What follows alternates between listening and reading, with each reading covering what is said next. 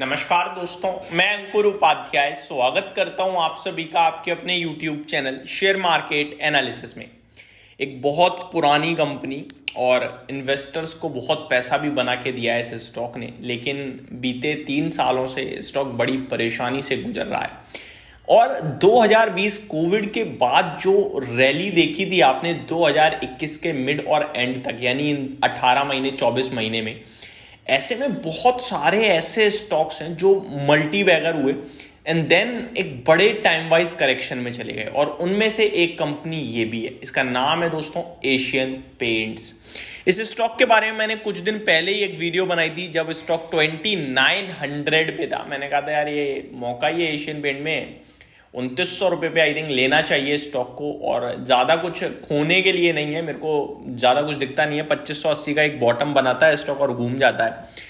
And उसके तुरंत बाद कंपनी ने रिजल्ट्स पेश करे और बहुत ही ज़्यादा गंदे नंबर्स आए। उसके बाद हमने भी आपसे कहा था कि इन नंबर्स पे तो स्टॉक चला जाएगा, मतलब कर क्या रही है कंपनी समझ में नहीं आ रहा है, ऐसा इतना गंदा नंबर है। स्टॉक गया 2580 ब्रेक किया और अभी 2472 है, यानी उस लेवल से भी 2900 रुपये के भाव से भी लगभग 400-500 रुपये चला गया स्टॉक। 20% के समथिंग डाउन हो गया है। अगर मैं इस कंपनी की बात करूं तो 1 साल में करीब 21% डाउन है, 2 साल में करीब 20% डाउन है, और 5 साल की बात करूं तो 46% के रिटर्न्स जरूर हैं, लेकिन ये रिटर्न्स आपके लिए 5 साल में जरूर हैं। अगर मैं 2021 जनवरी से 2024 की करंट सिचुएशन देखूं तो 13% नेगेटिव है, यानी ऑलमोस्ट बीते 3 सालों से नेगेटिव चल रहा है। अब काफ़ी सारे इन्वेस्टर्स यही कह रहे हैं कि भाई एशियन पेंट तो डेड हो गया, खत्म हो गई कंपनी, इसको बेचो और खत्म खेल, कहीं और पैसा लगाओ, ये नहीं रिवाइव करने वाली है।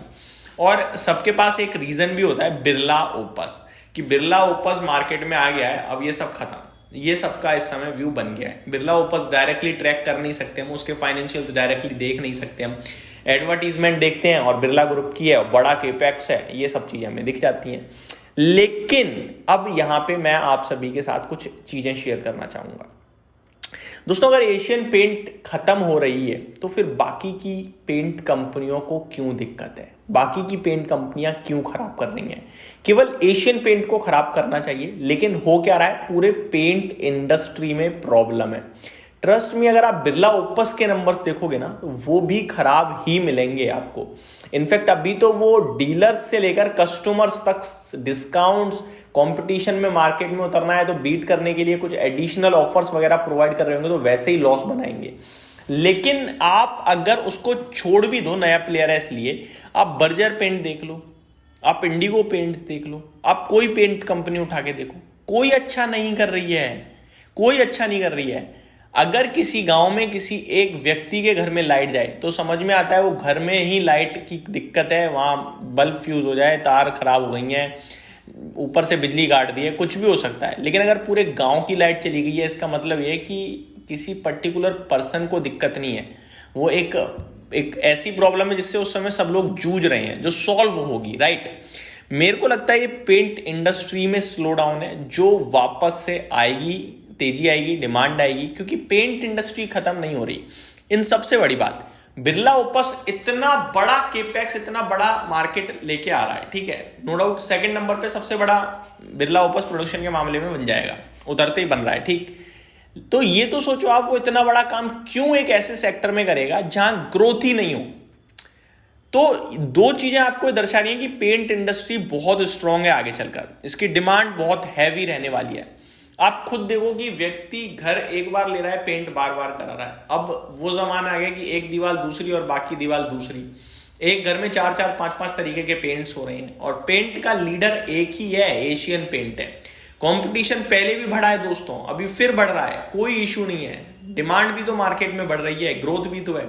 कंपनियों की कमेंट्री पढ़िए आप, वो यही कह रही हैं कि कॉस्ट इन्फ्लेशन की वजह से कहीं ना कहीं प्रॉब्लम आ रही है, एक्सपेंसेस बढ़ रहे हैं, लाइफ लॉन्ग नहीं होंगी। एक बार प्राइस हाइक मारना शुरू कराना इन कंपनीज ने, सब एडजस्ट हो जाएगा।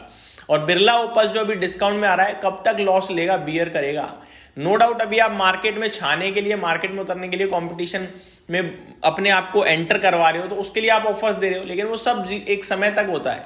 जब पेटीएम, फोन पे आए थे तो आप जब भी किसी को पे करते थे आपको रिवॉर्ड मिलते थे, कैशबैक मिलते थे। मुझे अच्छे से याद है, एक दूध की थैली पे 5-5 रुपए का कैशबैक मिल जाता था फोन पे 24-25 रुपए की दूध की थैली आती थी उस समय। आज आ रहा है क्या? सबके पास पहुंच गया, सब खत्म हो गया ना। तो ये पहुंचाने तक है, लेकिन आप यहाँ पे कोई एक ऐप नहीं बना रहे हो, आप एक इंडस्ट्री में उतर रहे हो। व्यक्ति ने आज पेंट कराया, अगली बार करा रहा है 3 साल 5 साल बाद, भूल चुका है कि भैया मैंने क्या लिया था। जो मिल रहा है ले आओ भाई। और जो में डीलरशिप इतनी तंगड़ी है एशियन पेंट्स की, जो आई थिंक आप सभी को समझनी चाहिए। तो मेरा मानना यह है दोस्तों कि एशियन पेंट नहीं, पूरी पेंट इंडस्ट्री में प्रॉब्लम है। और एशियन पेंट हो या फिर बर्जर पेंट हो, मैं दोनों ही स्टॉक्स पे बहुत बुलिश राय रखता हूँ। ये लंबे समय से चलने वाली कंपनियां हैं, ये जमीन से जुड़ी हुई कंपनियां हैं और इनकी डिमांड है। और बिरला ग्रुप जैसी कंपनी, बिरला ग्रुप जैसा ग्रुप ही इस क्षेत्र में आ सकता है, छोटे मोटे ग्रुप आ भी नहीं सकते, पैसा चाहिए भैया। तो अभी जेएसडब्ल्यू ग्रुप, बिरला ग्रुप, कुछ और नई एंट्री हो रही है जिसकी वजह से थोड़ी सी डिसरप्शन आ रही है और ज्यादा डिमांड और सप्लाई मिसमैच हो रही है। लेकिन इवेंचुअली डिमांड विल राइज और जैसे ही डिमांड आएगी ये कंपनियां बहुत अच्छा करेंगी, ऐसा मेरा मानना है। तो अभी पैनिक प्रॉब्लम जरूर है, लेकिन ये समझ लो कि 3-4 साल सस्ती मिल रही है ये कंपनियां आपको। आने वाले 10 साल में जितना पैसा 2021 में खरीदने वाला बनाएगा उससे ज्यादा आप बना लोगे। तो 3 साल आपने कट कर दिए हैं, मैं बोल सकता हूं। तो निवेशित रहिए और निवेश करते रहिए गिरावट में। समय खराब है, सिचुएशन खराब है, यही कहूंगा। तो ये मेरी तरफ से एक डिटेल्स थी। Thank you so much for watching this video. Have a great day guys.